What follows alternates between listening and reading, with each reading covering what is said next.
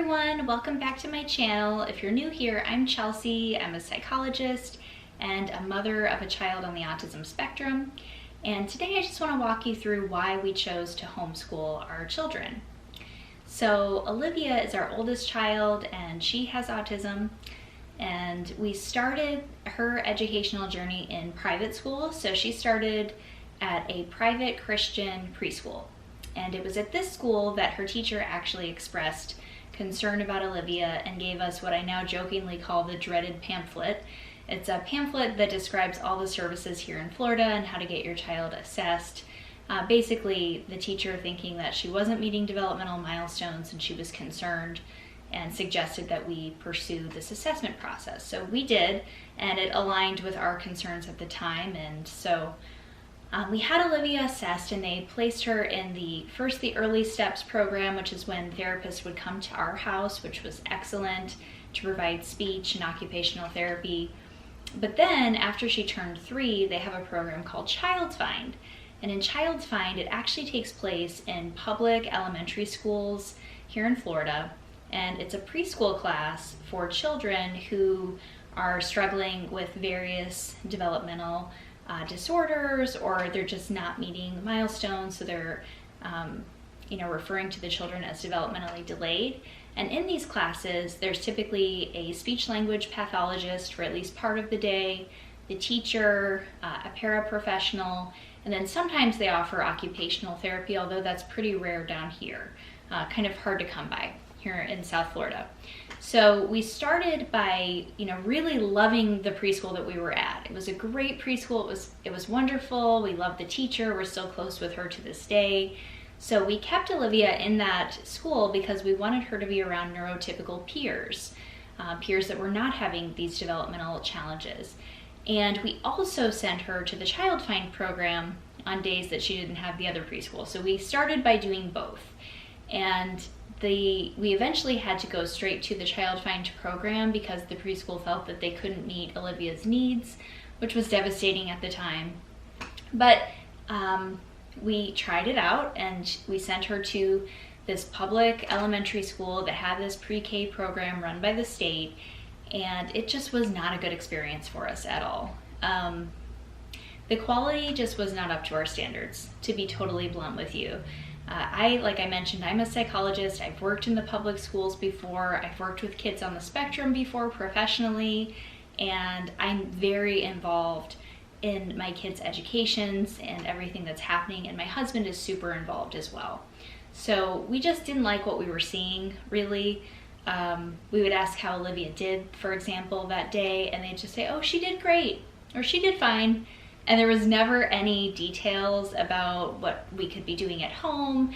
We just didn't feel it was very therapeutic in nature, even though she had speech throughout the day. She also really needed occupational therapy, and we worked hard to get that on her individualized education plan, or IEP. And we got it on the plan, and then we were told that there wasn't an OT available, so they couldn't honor that. Which is illegal. They were supposed to honor what was on the IEP. And I had to call the coordinator every single day and email her every single day to try to get this for my daughter. I felt like I spent so much time advocating for her that I could have just been teaching her myself. But we were concerned that we couldn't do it with work, and as far as homeschooling, we couldn't take that on with work and everything else, and we were afraid that we weren't qualified, which seems ridiculous now. But at the time, that's how we felt. So we continued to try to battle for her every day. And then we started to have some concerns about her teacher. So Olivia was very echolalic, which means that she would repeat everything that you said to her. So if you said, Olivia, do you want a cookie? She would reply with, do you want a cookie? Rather than saying yes. So she had immediate echolalia, which is in the example I just gave, where you'd say something and she'd repeat it back to you. But she also had delayed echolalia, which means that she would repeat things that she had heard previously that day, or from a movie or something like that. So she would come home and repeat things that her teacher had said that were very concerning to us. There was a time when it was so traumatizing to her that she's held a lot in, and even now, which is years later, she'll tell me things that this teacher said to her. And Olivia dislikes No one. She's the happiest child. She absolutely hated this teacher. So we were really concerned. We got very involved. One time Olivia came home and said, "I'm not your mom. I won't do it for you." And just mean things like that. Another time, she just recently disclosed that the teacher yelled at her to stop shaking. And Olivia's stimming behavior is to shake. She shakes small objects. That's what helps her regulate her sensory needs, and it helps her, when she's anxious and things like that. And the teacher was telling her to stop doing that, which any person remotely trained in working with special needs children knows that stopping stimming behavior, restricting stimming behavior is pretty much a no-no. If they're doing it, it's because they need to do it. And you can teach them more appropriate ways, but just to tell her to stop and to yell at her, there were things that were just not okay. So I could not get her switched to another teacher. There were many reasons the school was not allowing that to happen.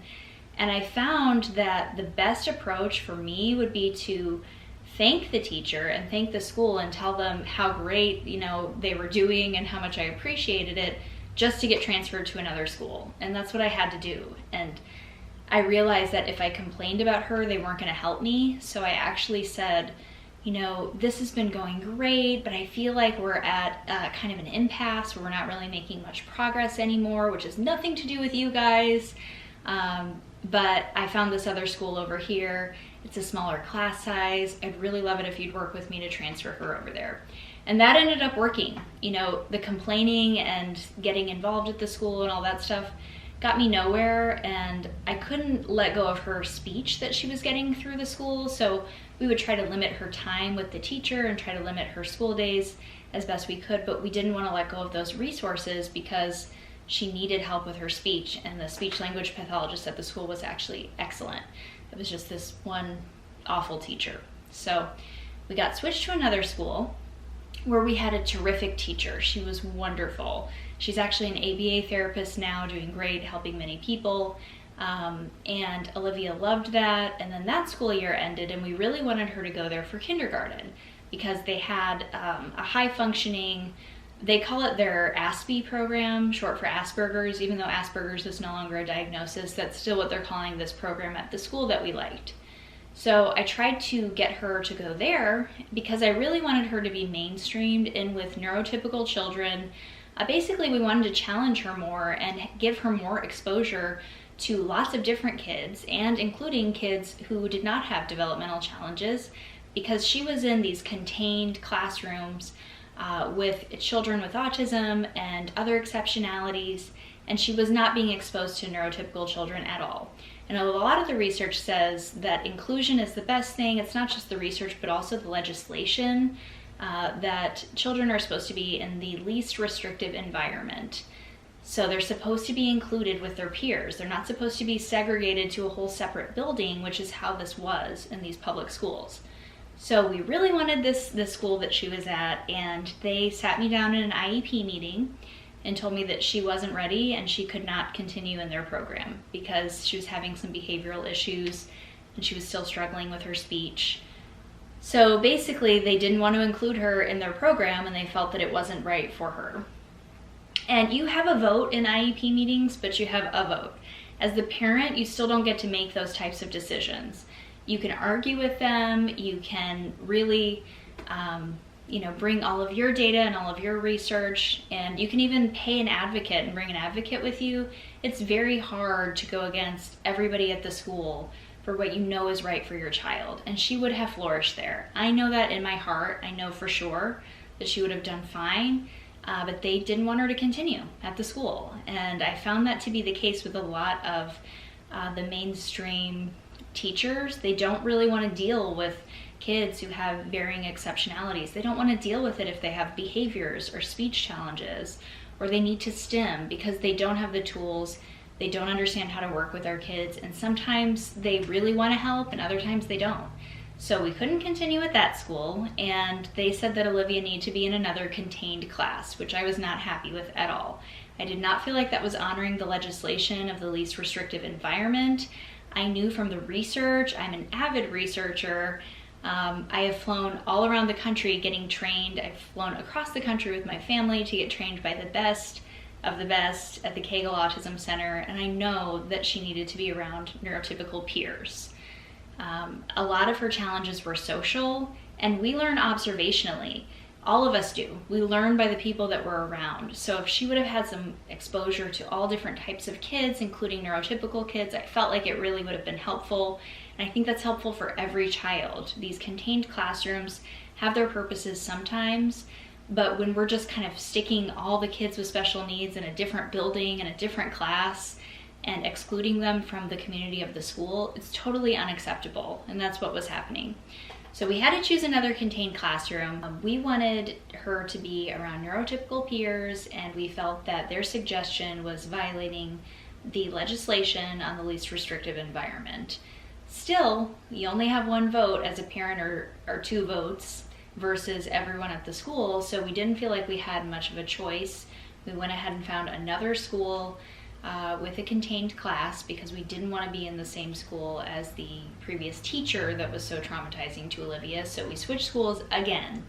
And now at this point, my then 5-year-old has been to 4 separate schools, and we just started to feel really discouraged. We felt that every time we went to a school, there was a reason that it didn't work out, and typically it was because the school was saying they couldn't help our child, or this wasn't the fit for her. And we felt like every school was rejecting her and just sort of passing the buck on to the next school.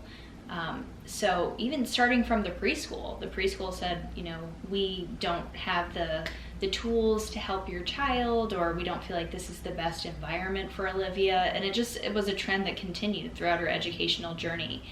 And so we tried the last school. This was our last public elementary school, and another contained class. It was fine. The teacher was actually great, but for the first week of school, Olivia didn't even have a teacher because they were struggling so much with finding public schools teachers who wanted to work in the special needs area. They didn't have anyone who wanted these jobs because they pay so little and it's so demanding. So for a full week, she didn't have a teacher. It was just substitutes, which was we weren't off to a great start.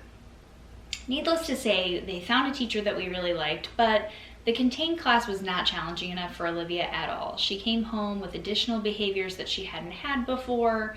Her speech was not improving. We were not meeting any goals, and they were very reluctant to put her in mainstream classes as well. And so we finally got them to acquiesce to putting her into a couple of mainstream classes. So I think she went out for lunch and art or something in the library, so she could be around neurotypical peers a little bit. And it was really hard. It was very difficult. In our last IEP meeting that we ever went to in the public school system, they have the speech language pathologist there, the teacher, and they're also required to have one of the teachers from the mainstream classes come in, and they chose to send someone who worked in the library.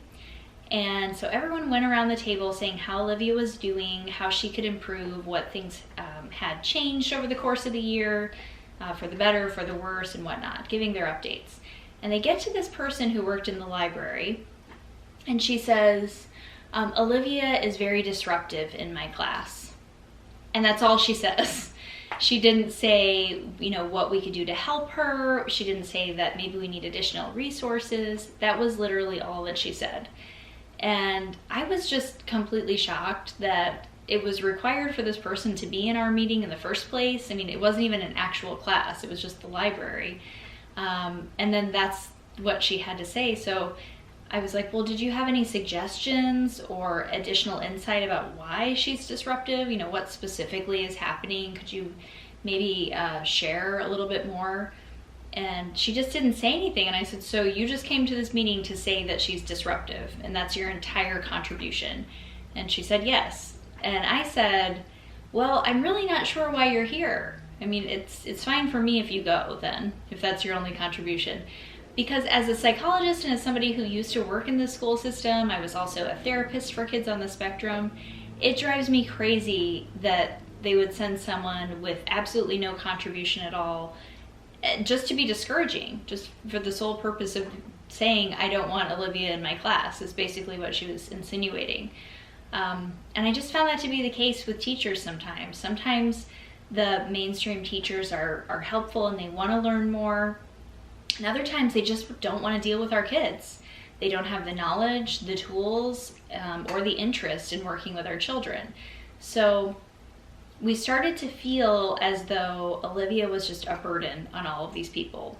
There were people who wanted to help along the way, and there were good teachers, and there were good therapists, but for the most part, just being kind of pushed around from school to school with no support, with no real progress that we weren't just achieving on our own, was extremely discouraging. And we made the decision to go ahead and homeschool her because we spent so much time advocating for her and trying to get her the services that she needed, and we just should have been teaching her ourselves. And ever since we've started homeschooling, it's been a great experience. We have so many opportunities here in South Florida. There are a ton of homeschool groups. It's funny because when she was in the public preschool and then public kindergarten, she had no friends. We had very limited options as far as how to help her socialize. And now we have so many people that we can hang out with. We have a great close group of friends that she sees really regularly. And so this has just been such a blessing for our family. I can't even tell you how much we love homeschooling. It's been a great solution for us because in the public school and in the private school, they just were not providing what she needed, and it seemed as though they had no intention of doing so. Even honoring the IEP, which is a contract, it's a binding legal contract, it was very difficult for them just to honor the requirements that were on this document. So we're much happier now. Olivia gets a lot more free time. She gets her social time. We get to work one-on-one with where she is academically, and it's just been a huge blessing for our family. So I hope this video was helpful to you. If it was, please give it a thumbs up. Subscribe if you're not already. If you have any questions or comments, leave them down in the comments section below, and I'll see you in the next video.